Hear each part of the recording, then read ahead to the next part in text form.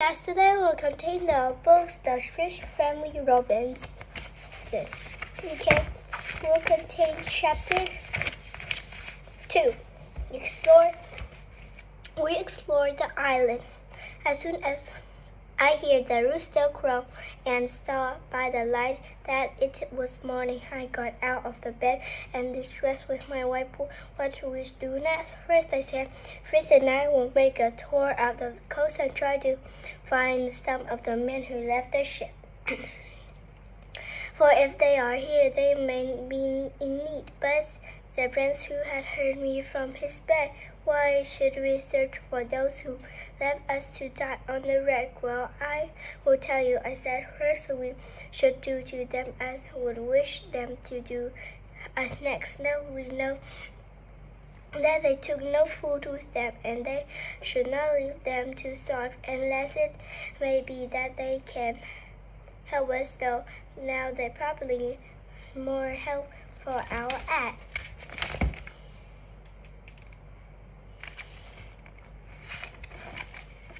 The boys were soon up, and we all sat down to a good meal. That done, Fritz and I got ready. I put a pair of small guns in his belt, gave him a big bag, and told him to take a nap. I took some food for us both, and a full canteen out which we could drink if we should stay far from a steam. We left the dog Juno to guard the tent, but Turk went with us and ran by our side.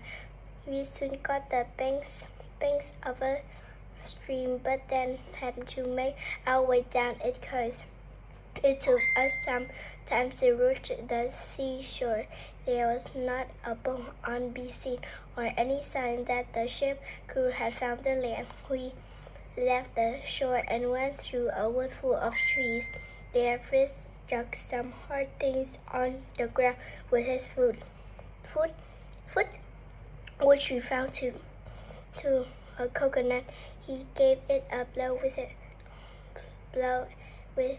with his axe and broke the shell, and we both sat down to rest and eat nuts. At the end of the wood, we came to a plain which gave us a clear view of place. Fritz, who was on the lookout, ran off with Turk to some strange tree that he saw on the right. When I caught up with him, he gave me no small joy to find that it was a gourd tree. Try, I said, if you can hold of one of those string lumps that grow on it. With he brought one down, and we had a look at it. Now I did. We can make a plate, a dish, or a canteen. Native of this island used itself to hold their food and drinks. We then set to work to make dishes of the gourd. Then we had some 8 or 10 bowls and some flat clay. We laid them out in the sun to dry, then went on our way. We could see not far off a grove of fine palm trees, but to reach from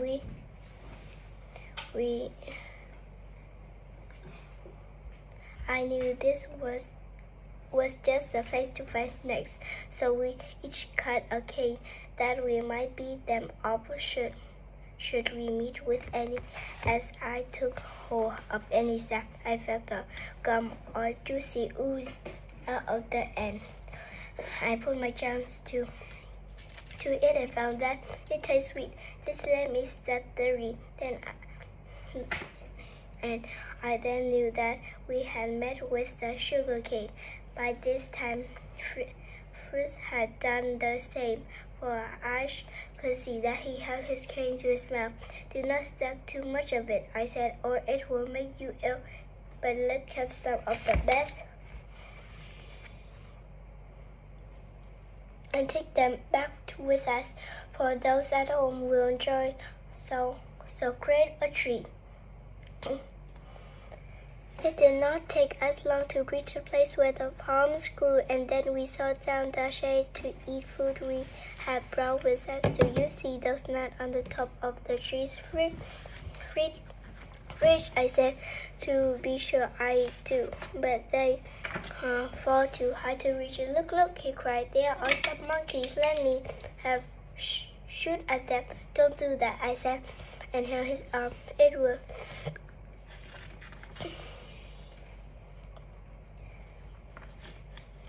will do us no good to kill them and think I can make use of them." With that, I threw some stones up at the tree where they are.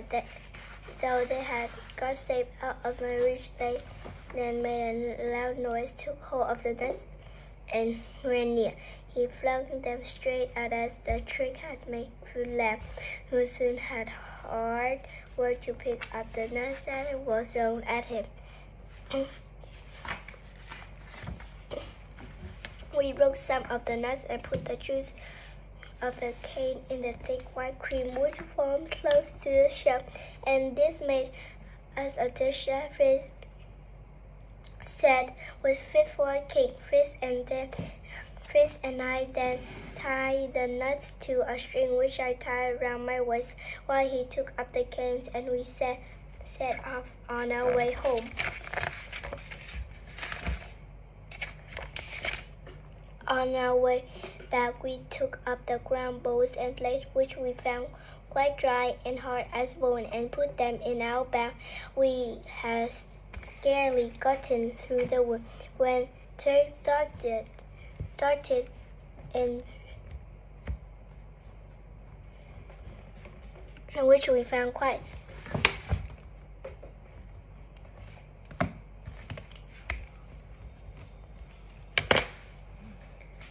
and put them in our bag. We had scarcely gotten through the wood when Turk darted from us, and we saw a troop of apes rush out the way. But he gave a leap and brought down one that he could not climb so fast as rest, for she had a young one in her arms before Dress could call the dogs. As soon as it saw Fritz, sprang in his bag, put its paws in his coat, and would not let go. I at the leg got an egg from Fritz's back and took it in my arms like a child. We found that it was too young to seek its own food, and as Fritz said he should like to take it home, we put it on Turk's back. Turk did not at first like this, but he soon got carried. The ape, which held so tightly to the hair on the dog's neck that he could not fall off. Bruce then led Turk with a string, that he might not stray out of sight or throw of his charge, which I think he would have done we not been on the watch. It did not take us long to reach the bank, the stream near our home. I need not tell how glad my wife and sons were to see us back safely. With that joy, the boys took the real-life ape out of Fritz's arm. At last, then they settled. I told them we are both all sorts of good things, but that we had not met with any of the men or whom we went to search. God will be done, said my wife. Let us thank him that you have come back safely to us. This day to me has been an age, but you put down your loads, for you must now go in here what you have to tell Fritz. And then I told by turns where we found and things we brought with us, how we made the dry plate and bowls, cut the canes, and caught the ape in the woods. Our tale had not come to an end when we were told that it was time for a surpriser. Alice had shot a wild goose, and some fish had been caught in the stream. With this Dutch geese that we had bought from the ship, we made good meal, but the boy would not rest till we broke some of the coconuts from which they drank the milk, which sweet with the juice of the sugar cane.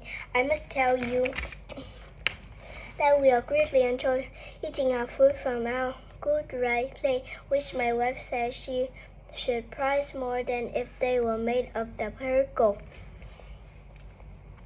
That night the ape went to bed with Jack and Fritz, and we all slept to peace till the rooster on the roof of the tent woke us up. Next day, Fritz and I went back to the ranch to save the livestock and get what else we had left that might be of use to use.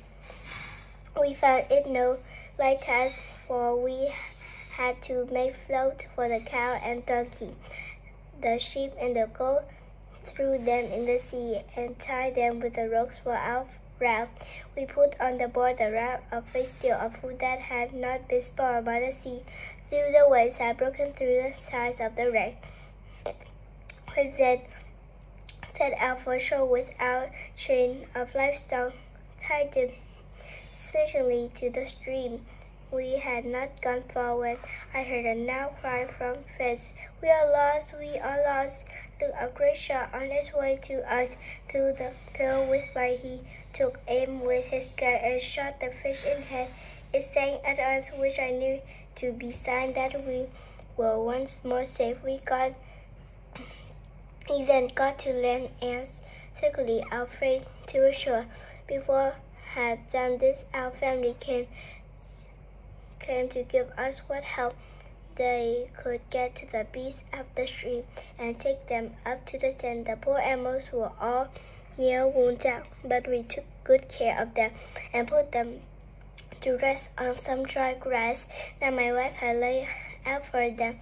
That night we did not eat on the ground. My wife had spread a floor on the top of the berry, and we sat on the top, which the knife and fork that we had found in the ship. We ate the dish of the hot ham and eggs. Before bedtime, my wife told me that while I was on the ranch, she had gone in search for some place in which we could build a house. "And did you find one, my dear?" I said. "Oh, yes," she said. "We can take you to a great tree that will serve us well if we can, but get us strong across the streams without goods. But will you have a roost like a fox in a tree? How do you think we can get up our perch?" Was there a large lime tree in our town in which they built a ballroom with stairs up the trunk?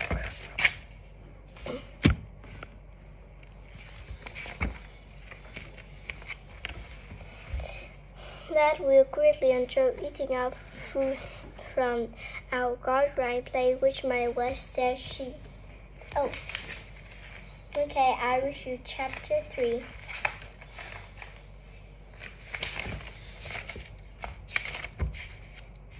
A day of rest.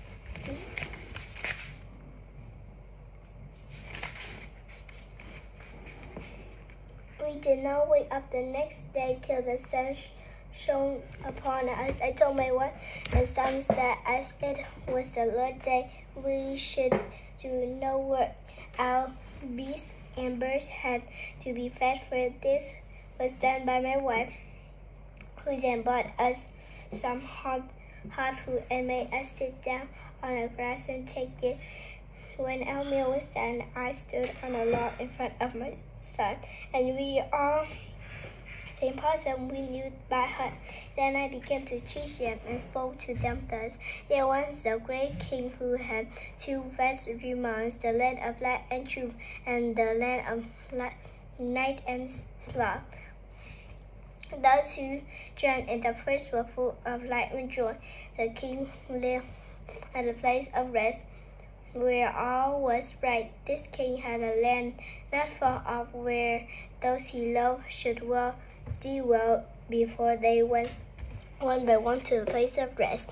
This land was the home of earth. He gave his son the right to rule the people that went in the whole of the earth, and instruct them in what they were to do, and all the ills that would come to them if they did not did not do as they were told. At first they were all glad to hear the way in which they would live and the themes of which they was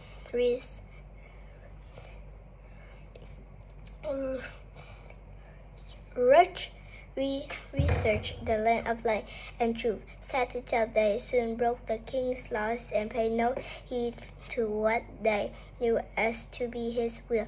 Still, there were a few who did as they had been taught, and dwelt in peace in the hope that they would please the king.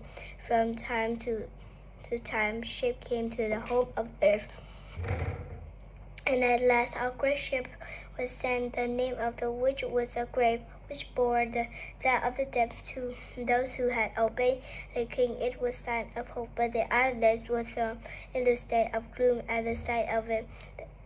This ship was not seen till it came close to the shore, and then the crew was sent forth to find those whom they were told deceased. Some went back with them full joy, but most were seen to keep off their fate.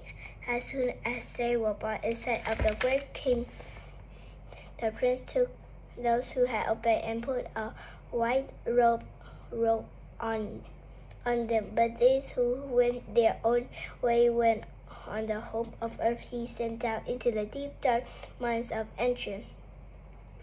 When my son had heard my tale to the end, they all knew what it meant, and then drew from their views what it meant to serve the great king.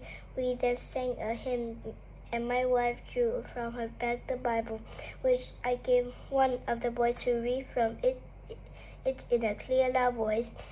When this was brought to a close, we all knelt down on the grass to pray and to ask God to bless us as we sought to learn His will. We did not work that day, but took a long stroll up the banks of the stream. Alice and Jack tried their skill with the bow. I gave them permission to kill what they could, for I knew if the meat was put in the berries made outtake with grace, it would keep for time and might prove useful for our store of food should get low. We sat down to dine. The thought struck me that it would be good to give some name to each part of the island that was known to us. This was at first the start of some fun, for Rich should call the bay where he found the lobster shell spoons by the name Lobster Bay, but Jack, who still had a mark on his toe where the lobster gave him a pinch, thought the art is called Lobster Bay. If you will let me give it a name, says my wife, I should wish to know it by some name that will remind us how God has to lead our raft there. I think Safety Bay would be a good name for it, so let it be, I said, and from that time Safety Bay had a name.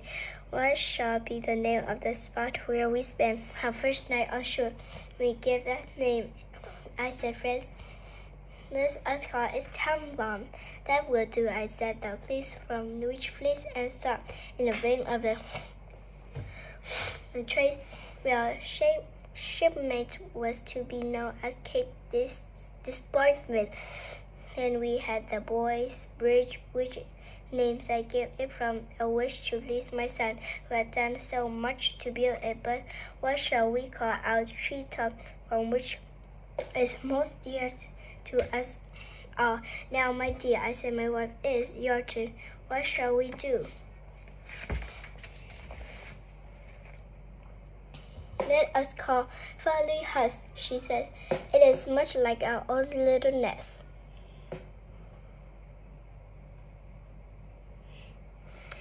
When the heat of the sun was past, I told my sons that I should be glad to take a walk with them. My wife said that she should like to go with us, so we left Turk in charge of the nest, as we came to call it, and turned our course to the banks of the stream. That way we went past some shrubs and rare herbs which my wife knew well how to make out of should we fall sick. And Aries found a large spot of ground on which grew a fine kinds of potato, and the boys set to work with such zeal that we soon had a batch full of fresh food. When then went on the 10th, which we found in the same state as when we left it, crossed the stream on our way to Great Tree. We found that our ducks and geese had grown so wide that they would not come near us, so while my wife and I went to pick up such as this, we thought we might take back with us airs, and Fritz was sent to catch them and to tie their legs and wings, and in this way to guard them and last the nest. Okay, this is the end of video.